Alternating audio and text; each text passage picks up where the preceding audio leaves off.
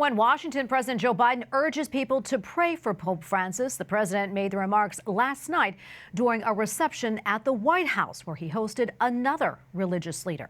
White House correspondent Owen Jensen reports. Owen?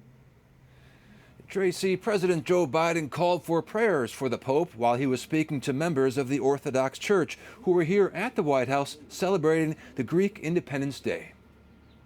I found that the two most Christ-like figures I've ever met were His All Holiness and the Pope.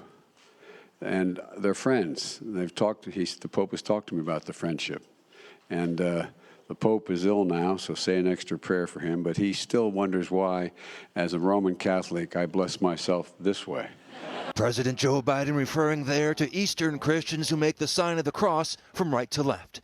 Meanwhile, today the White House says it's celebrating Transgender Day of Visibility. And in the press briefing room, it is shameful, it is disturbing, and our hearts go out to the trans community as they are under attack right now. President Biden writing in a proclamation, "Today we show millions of transgender and non-binary Americans that we see them, they belong, and they should be treated with dignity and respect." Adding, "I continue to call on the Congress to finally pass the Equality Act." But opponents push back, saying if the Equality Act passes, it would spell the end of coherent protections based on sex in all aspects of public life. Males posing as females would have the right to compete and dominate in girls' sports. It would require doctors, against their will, to perform sex-sterilization surgeries on healthy people for the purpose of gender transitioning. And the USCCB has warned the Equality Act jeopardizes existing prohibitions on the use of federal taxpayer funds for abortion,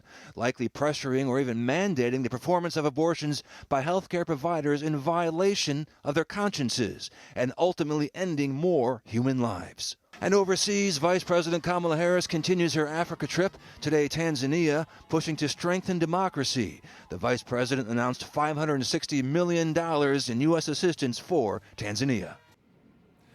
Also tonight, an American reporter arrested in Russia on espionage charges. His name is Evan Gershkovich, and the Wall Street Journal, his employer, is demanding his release. And the Biden administration calls the charges ridiculous and condemns his detention. At the White House, Owen Jensen, EWTN News Nightly.